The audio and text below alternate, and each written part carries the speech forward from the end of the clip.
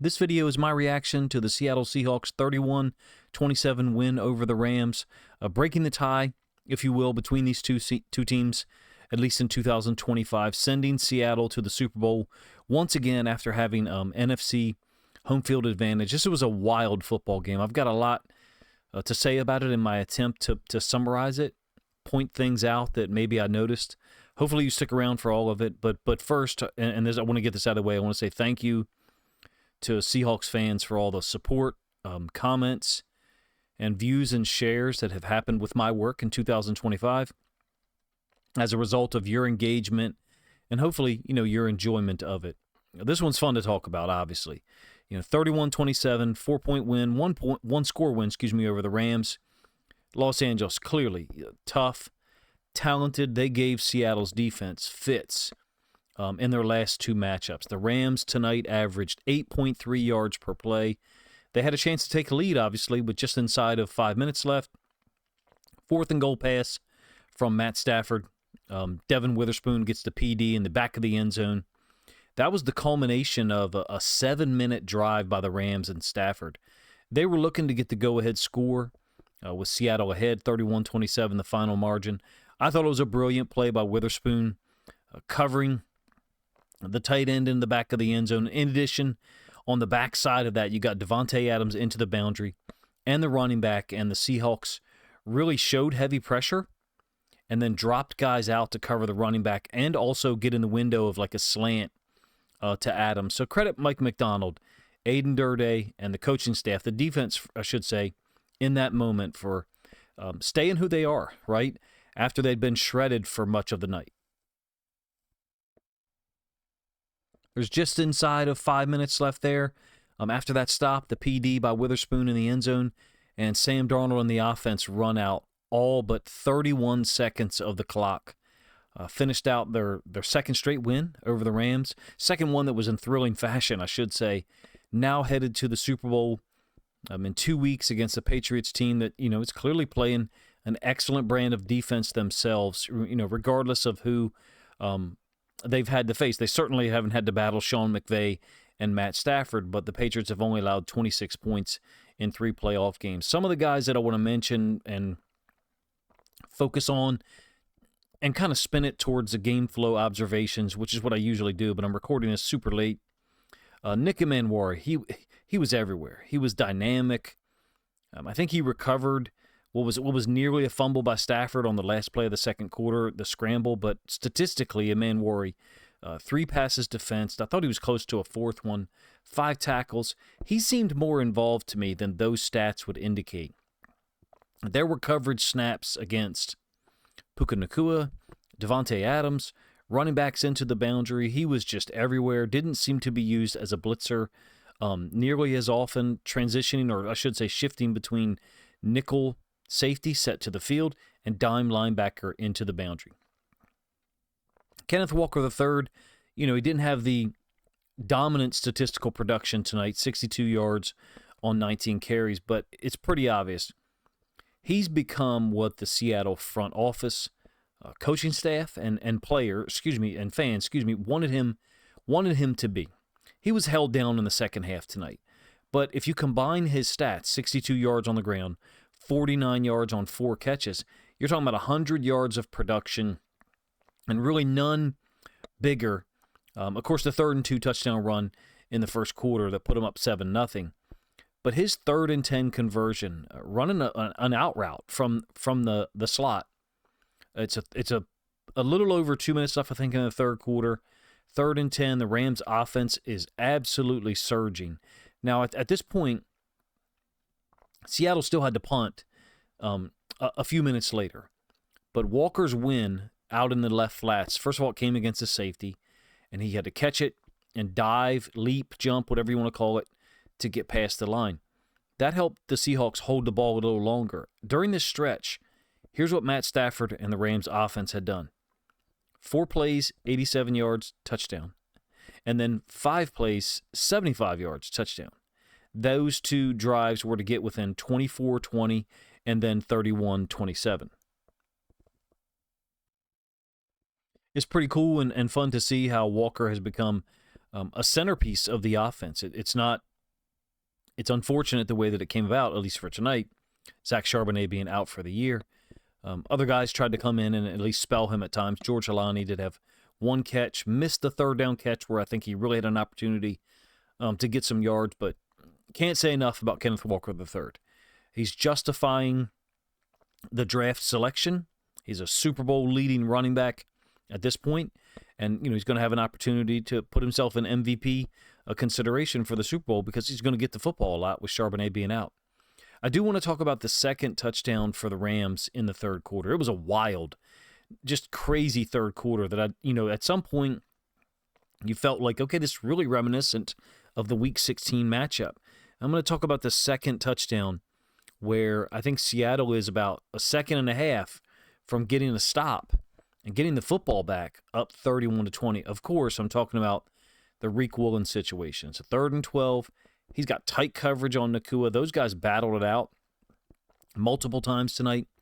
And in fact, on this situation, Woolen almost gathered an interception. Made a great job breaking on the ball. Stafford threw it anyway. Stafford's very matchup based. I mean, he's going to pick who he's throwing the football to pretty much before the snap based on the matchup he sees.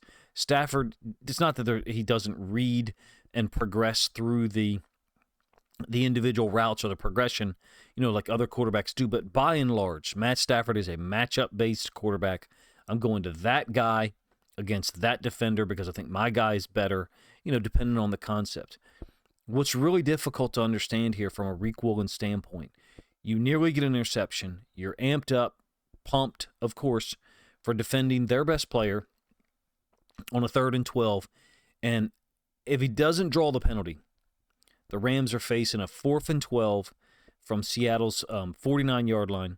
I think a minute 30 left in the third quarter, somewhere in there. I might have my time wrong there. It might be could have been a little bit more than 2 minutes. The 31-20 score, I should say. It's a great play by Woolen. He's talking to the Rams sideline, and the ref warns him at some point. Of course, the Rams sideline is giving it back. Maybe they started it. Who cares, really? They should talk shit to you, or they should try to bait you.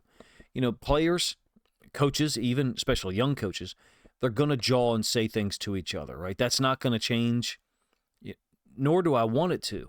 Having said all of that, the ref is right there, and you have to be smarter. They're baiting you. Maybe it's because they think that you'll fall for it. In this case, Tariq Woolen did. There's one thing you can't do, however, regardless of what you think of the penalty, as a fan, probably a Seahawks fan, obviously, listening this long. What you cannot do, regardless of the situation, as a player, you can't step over onto the other team's sideline or bench area. Now, he didn't get near a bench, but he crossed the line, literally crossed the line, stepping onto the white. It's 4th and 12. The Super Bowl was on the line. Late third quarter. I will tell you, I support Tariq Woolen. I've been rooting for him for years. In fact, last week said, I think he's going to get an interception or pick six soon. He came really close here to making, this would have been a game-defining play, right, to get that pick.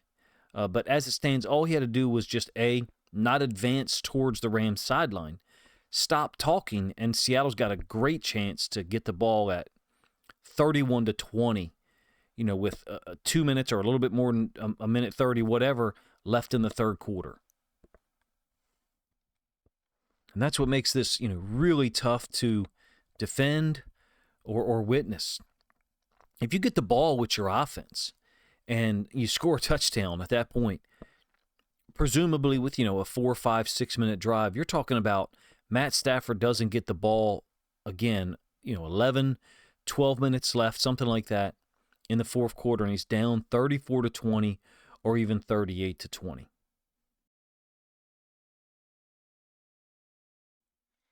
I'm just not sure how you can defend. It's inexcusable. You are coached to never step over or near the other team's sideline. And the awareness, or the lack thereof, I should say, it's 4th and 12. You take the bait. That's just dumb football. From a competition standpoint, it's really dumb. And It brings me no joy to talk about it and focus this much on Woolen. Like I said, I root for him. I did videos on him dating back to 2022 saying, he's the rookie of the year, obviously. I think my first video on Tariq Woolen, his rookie season, was like week 6 or week 7, somewhere in that range. But you just can't commit that penalty or get that penalty called on you, I guess is one way to phrase it, and then compound it that Stafford goes to Nakua the very next snap. 34-yard touchdown, and suddenly it's 31-27, and it's an ominous moment, right? We'll get to some of the game flow. I don't really always like to lead with quarterback talk, but I think here you have to comment, highlight, focus on Darnold. He finished 25 of 36 passing for 346 yards and the 3 TDs. Basically, he was spectacular.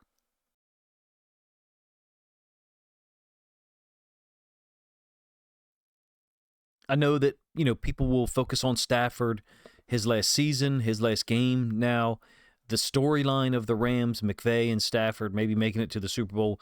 I have to thank you as a Ravens fan, but someone who obviously has tried to analyze the Seahawks as well in 2025 and even parts of 2024, that we don't have to sit through 2 weeks of that bullshit coverage by the media or hear anything from Matt Stafford and his wife. It's the most, sometimes to listen to him is the most disingenuous stuff for the way that, he behaves on the field versus off it. But as a Seahawks fan, there's really not much you can say because, like I said, the way that Woolen behaved, the decision that he made to pick up that penalty, when at that point you really have an opportunity to take control.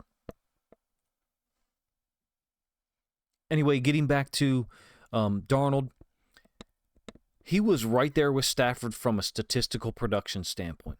But where he exceeded Stafford, and I think really made his name tonight, was he was a rock on third downs. Look at the first possession.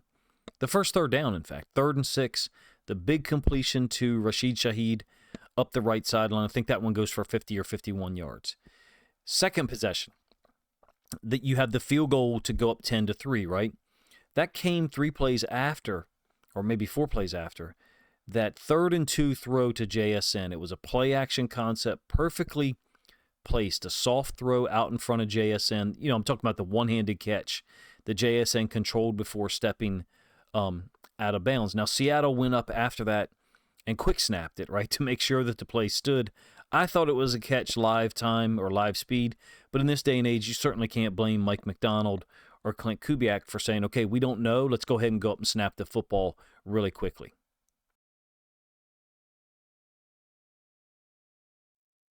From a scoring standpoint, the biggest third down for Darnold was obviously the one in the third quarter that makes it 31-20. It's a 3rd and 3, the touchdown to Kupp, who kind of finds some space once again against the zone. Now, Darnold and Seattle, they weren't perfect on third downs, but they were very efficient, and they were consistently able to retain the football because they went 7 of 13 overall. Another stat that I think it's important to mention is Darnold threw the football 36 times, or maybe it's 35. I may have the number wrong there. I think it was 25 of 36. 19 of those went for first downs. Now, just from observation, that seems quite significant to me.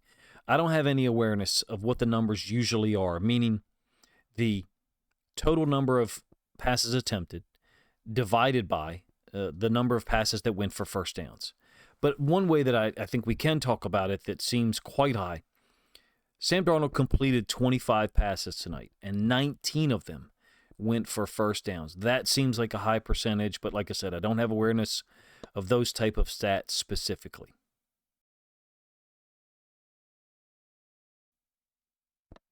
Anyway, over the course of the 2 playoff games, both of which at home, both against NFC West opponents, obviously, Darnold is 37 of 53 passing, 69% completion percentage, 4 touchdowns. Most importantly, obviously, no interceptions. If you don't turn the football over with this team, but specifically from the quarterback position, you are the team to beat, and you've known that, I think, as a Seahawks fan for weeks or even months.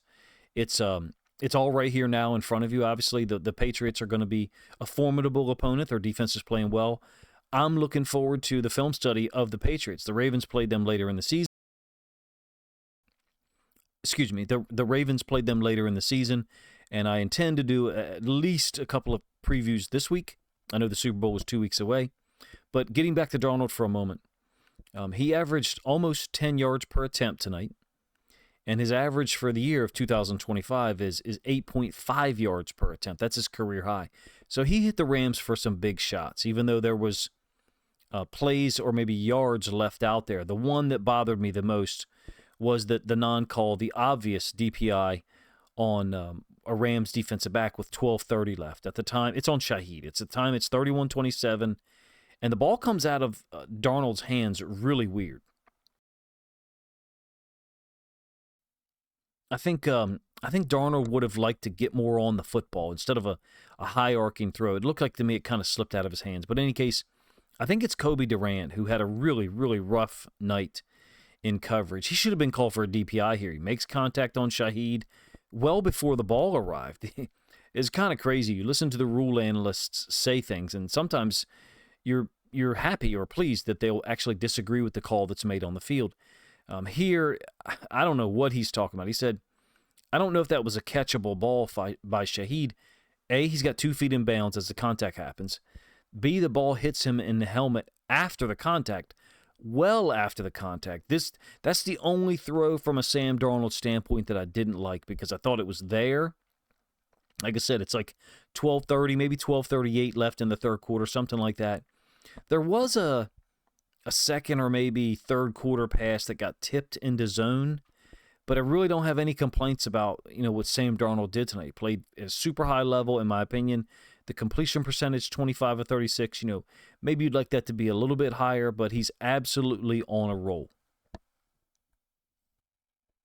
I will talk about one play call that involves Darnold that I'm not a big fan of, A, and B, I still don't know what the heck it was. And I'm, of course, talking about the 3rd and 7 with about 40 seconds left in the game when the ball is snapped, the final possession, right?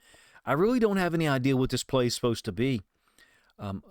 I hope it's not what I think it was, which is a quarterback keep into the boundary for Sam Darnold. But I get it. The Rams are out of timeouts. You want to punt with the clock running. Anytime you're in the lead, any level of football, and it's in the fourth quarter, and you've got to punt the football, you want to punt with the clock running because there's so much time that elapses with the ball in the air, after the ball's been snapped. The ball gets kicked, it's in the air, the returner catches it. There's so much time that can run off, number one. Number two, you want to make them field a punt. So I get it, right? They decide on the 3rd and 7. Like I said, I think it's snapped with like 40 seconds, maybe 38 seconds left. They've made the choice to keep the ball on the ground. You also know that the coverage is man, and that's important to me. I would want the ball in Kenneth Walker's hand here. Well, really, you want JSN to get the football, right, so he can finish it. But if you're going to run, to me, it has to be Walker. Ball's on the left hash. They made it look like a read. I don't really think it's a read for Darnold. I'm not blaming him for it. That call bothers me a little bit, or bothered me, I should say. It's a play fake to Walker with JSN going in motion. Give it to Walker. Let him stretch to the field. Try to turn something into nothing. He makes people miss all the time. But look, there's so many great things to talk about from an offense standpoint. Guys making critical plays. That's a small complaint. It just, in this case, happened in the final minute of the game.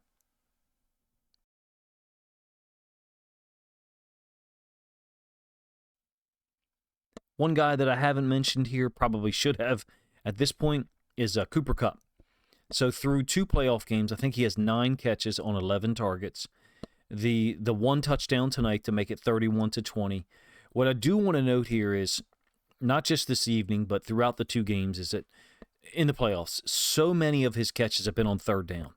The one that'll get the most attention, rightfully so, is with about like 3:20, maybe 3:25 left in the game, and it's on a 3rd and 7.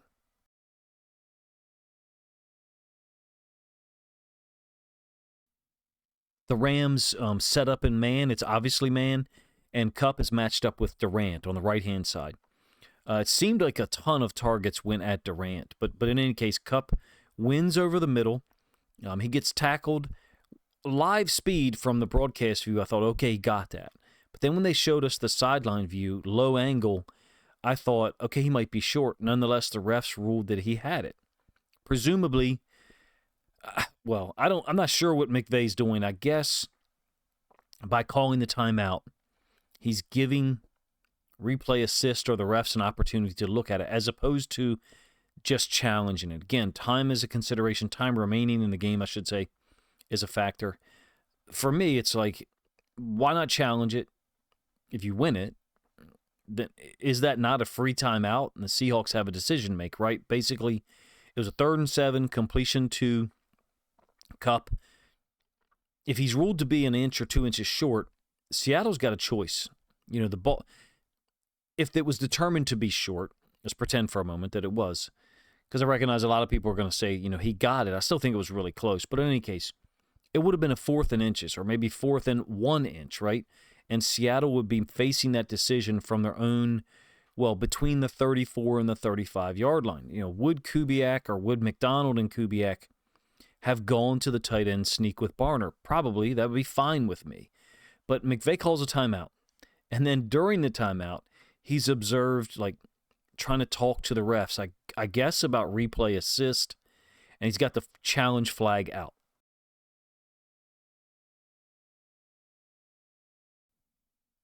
And he clearly didn't get the answers that he wanted because he kind of looked at the refs and put his arms up in the air, and then he put the challenge flag back in his pocket. So I guess it really depends on if replay assist had already reviewed it or not. And so McVay, I'm guessing, was asking them, has replay assist looked at it? So he doesn't challenge it, and that's a really big decision. Maybe he would have lost the challenge anyway, but Seattle gets 2 more first downs, right? You had a completion to JSN for 14 or 15 yards. This one was against Lake, and it was an out-breaking route from the slot to the right. And Darnold found him. I think Darnold had to come back left to right for that read.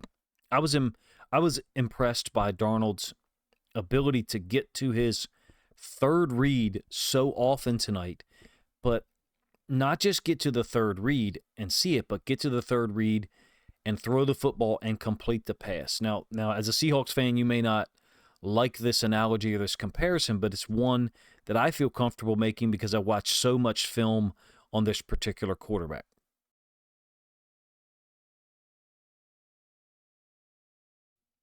So the way that Darnold was able to get to his 2nd, but oftentimes 3rd read so quickly and complete the pass, it really reminded me of Jared Goff, who's a guy that gets through his reads post-snap super quickly and is very different from Matt Stafford. And what I mean by that is Matt Stafford is generally a matchup-based quarterback from the choices he makes where he's going to throw the football. Jared Goff can be as well, but generally he's just going to make the read. And that was Darnold as well tonight. Those guys get through the reads quickly. Darnold deserves credit for it. Both of those guys, I should say, Stafford and Darnold, get through their reads quickly. Darnold deserves just as much credit for how he played tonight as Matt Stafford does on the other side of the ball.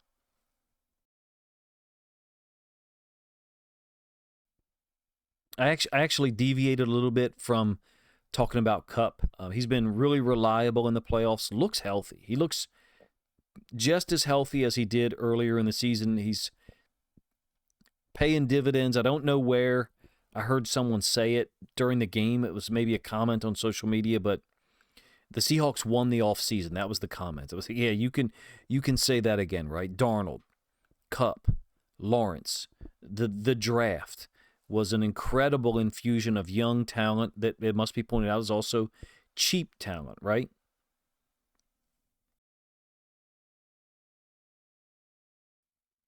And then the mid-season acquisition of Shaheed, who, like I said, the only big play that he made tonight was the 51-yard win on the 3rd and 6 against Darius Williams. It's kind of surprising it wasn't Kobe Durant that was targeted there, but so many guys contributed on offense, and it just seems like this team is capable of, maybe you can describe it as picking each other up or playing complementary football. When one thing doesn't work, they're able to go to something else.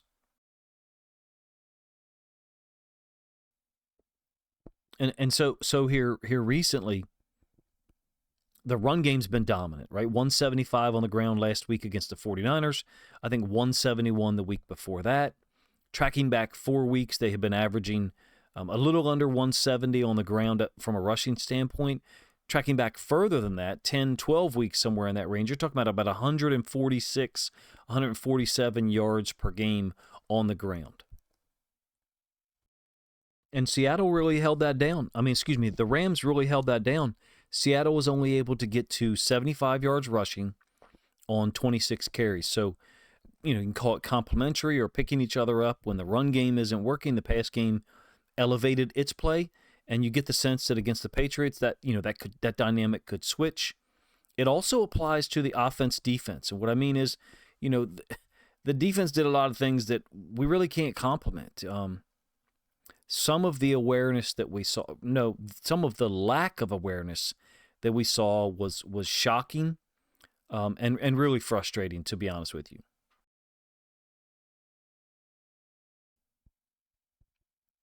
So the first pattern that I want to talk about on the defensive side from the first half that emerged, it was a little disgusting to see it happen so often. And it basically emanated from or began with the Rams in 12 or 13 personnel, and on a 1st and 10, motioning either a tight end or a wide receiver into the boundary, and then running the football behind that motion. It wasn't always the same formation. It wasn't always a tight end or a receiver. It was, they alternated it. And this is my opinion here. I think, when the film comes out, there'll be more the ability to have a more in-depth analysis of it. But in any case, here's my simplistic perspective of what I think was happening and how McVay had McDonald and Durday and the defensive staff in a real bind. Basically, Seattle wants to stay in that too-high look pre-snap, and the motion into the boundary, simply put, Seattle ended up outmanned. And that's kind of self-explanatory, but let me make sure that I'm clear.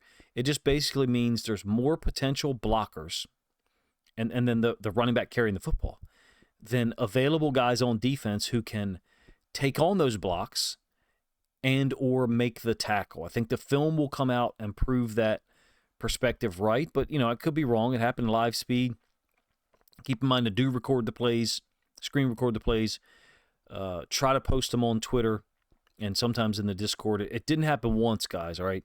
At one point, it happened on 5 consecutive 1st and 10s in a row in the second quarter. The pattern was there, and it bothered me so much because I think so highly of Mike Macdonald.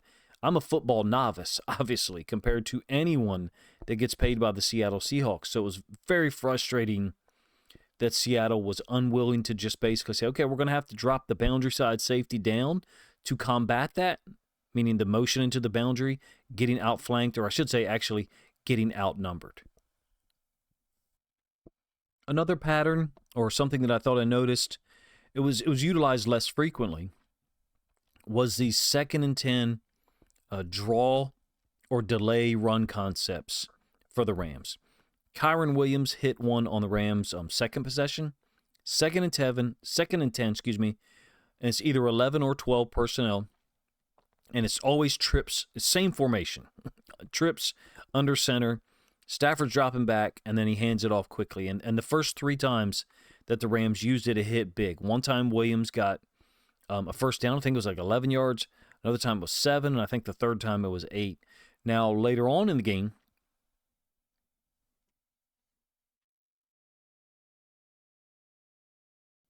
I believe later on in the game in the fourth quarter, there's a 2nd and 15, and the Seahawks were able to stop it. It was the same exact formation, same exact run concept. It shouldn't take 4 times for the pattern to be observable on the field by a player, and then some type of adjustment or awareness on it.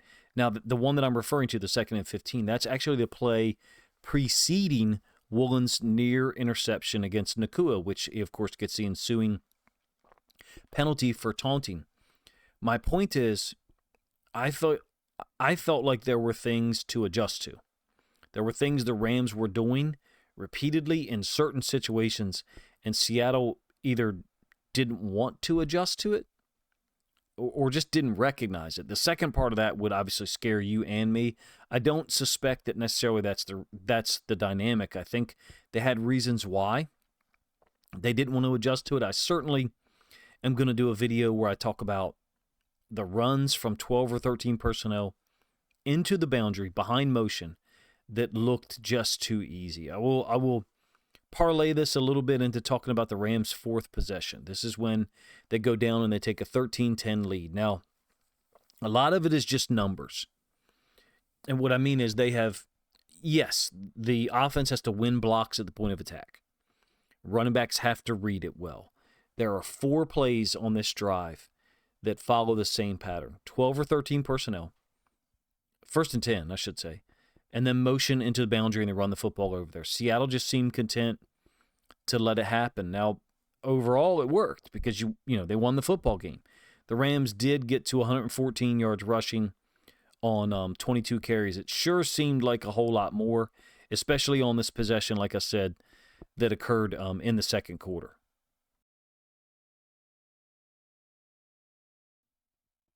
The one I'm referring to is the 12 play. 87-yard drive by the Rams where they take a 13-10 lead. 8 of those 12 plays were runs by Blake Corum or Kyren Williams. The 12th play here, the touchdown, was on a mesh concept to Kyren Williams. Williams lines up on one side of the quarterback. It's called mesh traffic is what a lot of people refer to it as.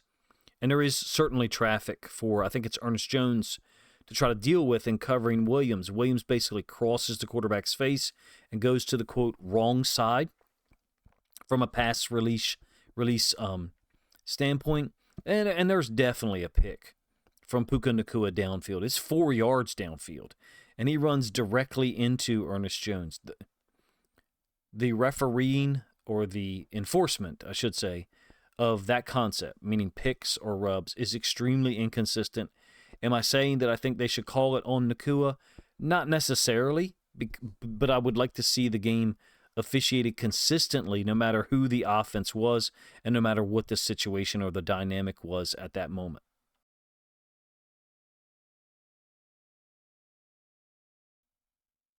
For Seattle there, I think you just got to take ultimate responsibility and say, we need to cover that better. It shouldn't be that easy for a running back to release to the field and run out into the flats. It was a really rough drive. The run game chewed them up. Overall on the night, the Seahawks only had the 1 sack. I think they had 3 quarterback hits. The last 2 games they've played the Rams, they've just been made to look drastically different by that offense, whether it was 12 personnel, 13, or 11. Another one that I kind of stood up and maybe said an expletive over was the 4th down scramble by Stafford. It was a 4-man rush scheme. It's of course on the drive that ends with Witherspoon's PD in the back of the end zone with 5 minutes left. Lawrence kind of, DeMarcus Lawrence, I should say, kind of converges down on Stafford. Stafford had stepped up. It's a 4th down. Like I said, I think it's a 4th and 2, 4th and 3, 4th and 4, excuse me. And Lawrence is able to step down and make contact with Stafford. That one's not a 4th and 4. My apologies. It's well shorter than that. And Stafford's able to get the first down. That one was tough to watch, but I will say this. As the drive continued to unfold, you could tell that McDonald had trust in his defense, even when they were struggling. And then sure enough, McVay chooses to go for it on the 4th and 4 with 5 minutes left, even though he could have closed to 31-30, right? And at that point, a field goal, well, a stop, and then a field goal, would win you the game.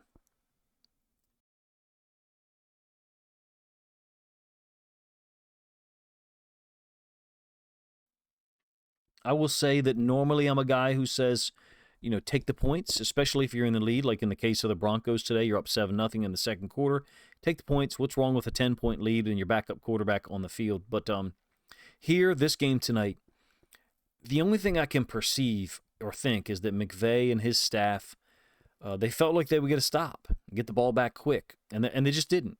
Right? McVay's choice not to take the points here, just like Sean Payton's, it came back to haunt him. I think at minimum, Sean McVay deserves some questioning, either by Rams fans or Rams press or the national media, because he's often handled time and decision-making at the end of games in a questionable manner.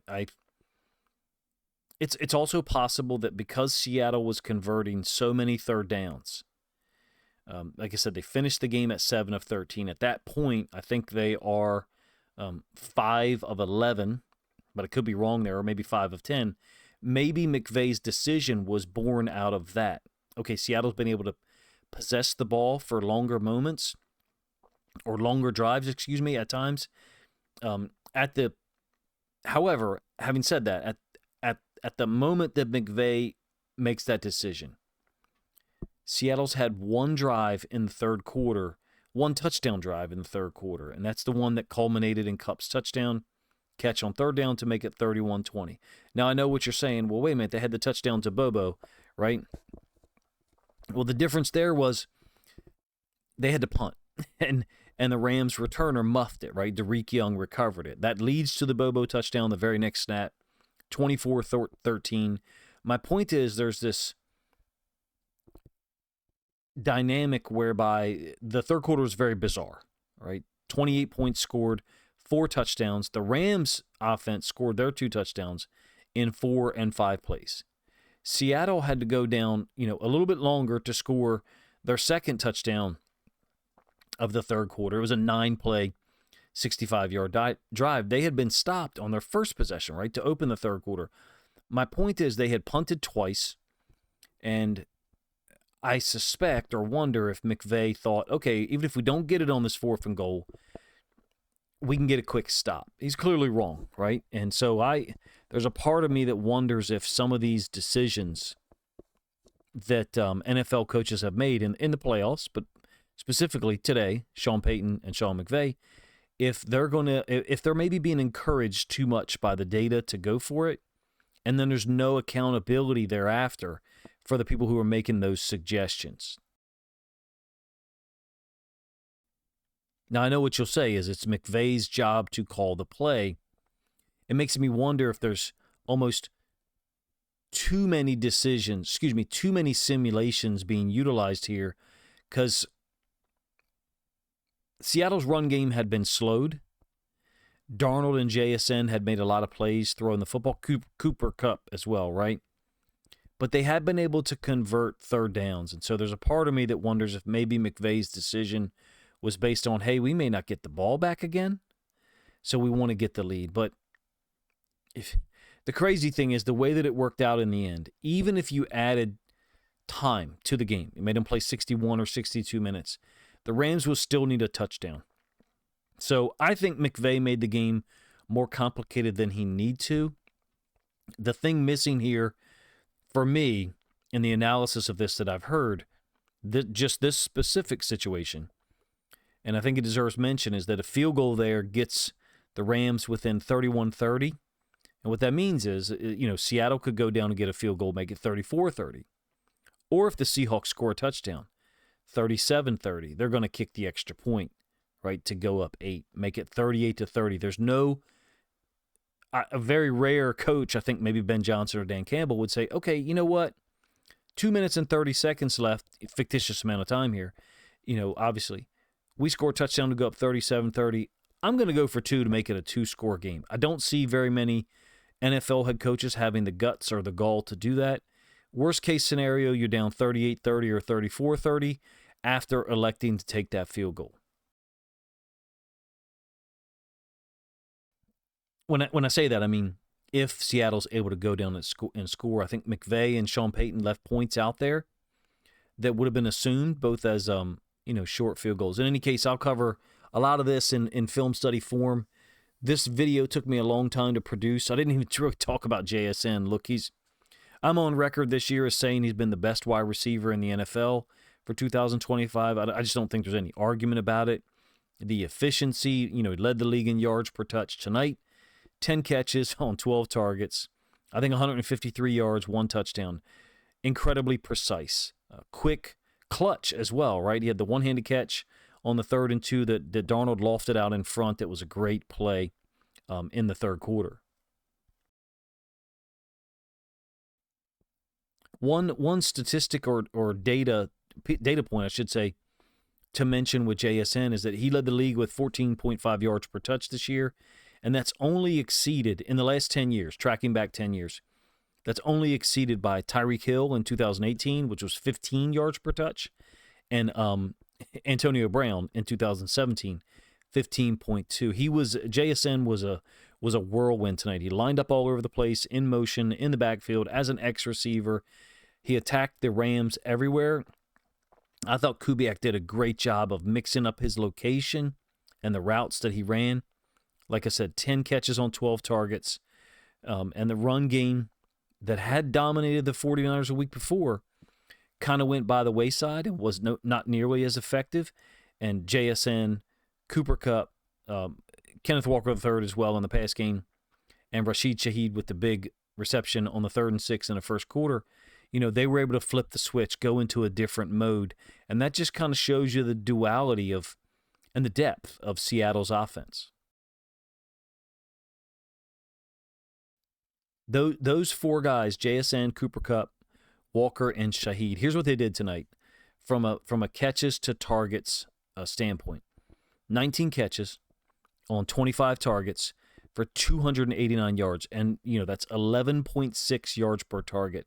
Totally shredded the Rams' coverage schemes. Now, L.A. did get 3 sacks. I thought Braden Fisk was a monster. The point here for me is that while the Patriots have played great defense in the playoffs, right, against the Chargers, Texans, and the Broncos, they've only given up 26 points through 3 games. So that's certainly extremely impressive. In addition, through 180 minutes of playoff football for New England, they've only allowed 629 yards. So they're playing great. But there's some things to consider here, if you ask me. Number one, the weather today in Denver was a factor, as well as going up against a backup quarterback in Jarrett Stidham. Also, along with that, the offensive lines for the Chargers and the Texans were really poor, both decimated by injury at the time of those games being played. So there's some other factors to consider with these numbers. I'm not downplaying what New England's done defensively because they've only given up 26 points in 3 games. And look, Seahawks just gave up 27 in 1 game. I think the depth and versatility of Seattle's offense, meaning they can run the ball well if they want to, and New England has trouble stopping the run, but they have explosive pass play potential as well. I think those numbers from the Patriots are going to change dramatically in the Super Bowl, and that's just my initial impression.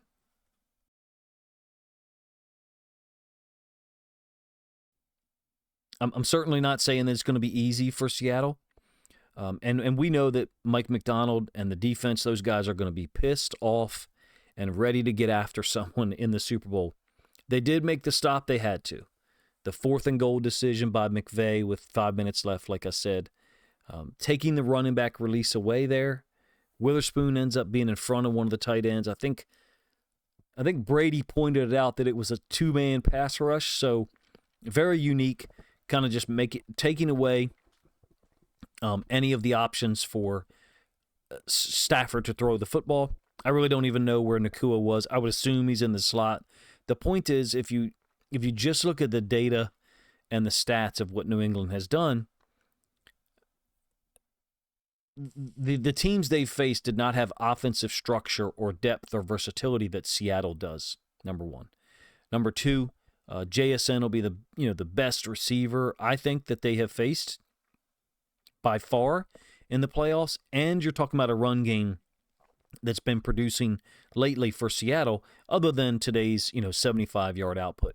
On the other side of the ball, as far as the Super Bowl goes, I'm really interested in seeing what Josh McDaniels, what he sees and how he tries to attack. I've got a ton of work to do to try to get to the point where I can offer anything on that.